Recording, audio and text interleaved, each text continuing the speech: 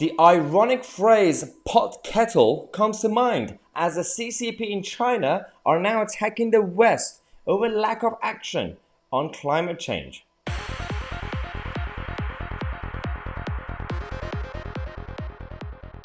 I mean, I don't even know what's going on in the world anymore. We have so-called democracies going tyrannical and authoritarian. You had Justin Trudeau in Canada with the truckers. You had Jacinda Ardern in New Zealand with the protesters of lockdown.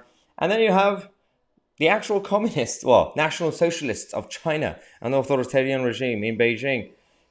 They're becoming the beacon of hope for climate change and environmental policies. I mean, it's all based on a lie, obviously, and we're going to tell you why.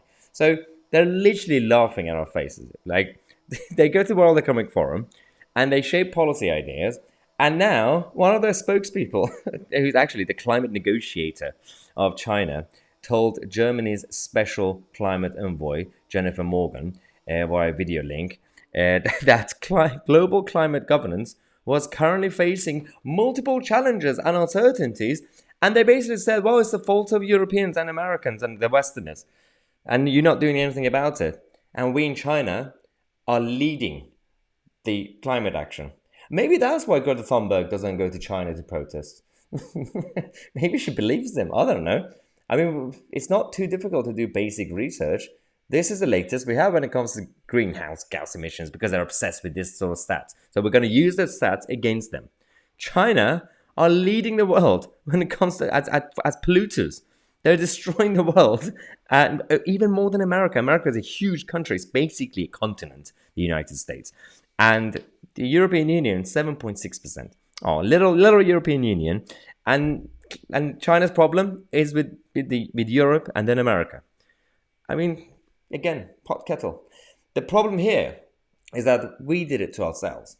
And we basically shot ourselves in the foot a while ago by completely allowing globalization to go backwards. So the idea of globalism back in the day, not that it was initially it was like a planned way in that sense, but even subconsciously, the whole idea was that, okay, the Western world in the 19th century and 20th century, the Western world and led by America at the end, we now are the beacon of prosperity. We are the home of capitalism and freedom and democracy.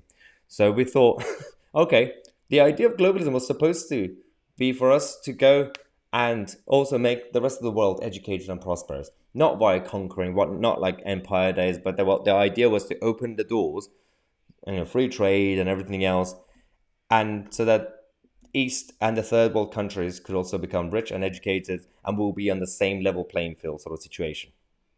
It kind of backfired because by opening the door, on the one hand, it wasn't our cultures going there, it was their cultures coming here, and it was also them coming here to be educated by us and for them to steal our ideas. So, for example, the actual free market capitalist model was stolen by the CCP. So they essentially implemented a version of capitalism in China, which is basically state corporatism.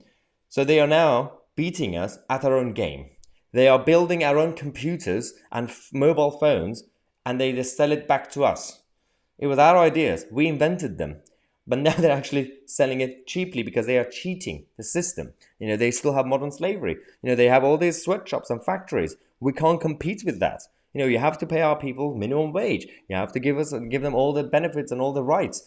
China are basically they're defeating us at their own game. And this was, when it comes to welcoming China, the fault of the likes of Bill Clinton in 1992. He was the first person who shook hands with the CCP leaders and said, well, welcome to the tent. Maybe by giving you guys connections to the West, bring you to the tent, we did the same thing with Russia. Maybe that means that we could actually then make you capitalist and democratic, and then we could have world peace. And it could be like one of us. And we could do business with you. It didn't happen, did it? Because when we had Putin and President Xi becoming members of the World Economic Forum, and they're loving it. They're loving it because they're going in there and they're causing trouble. And then we're like, okay, what do we do now? So we are losing. We're going down because we're obsessed with toilets and rainbows and unicorns and all the clashes, cancelling women, free speech. And they're just basically coming up.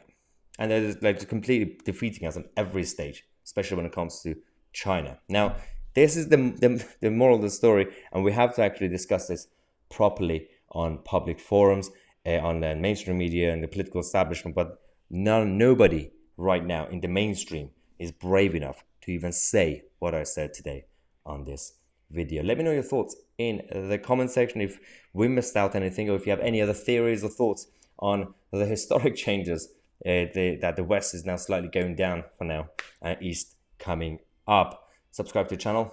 I'm Tousi, and we are the media.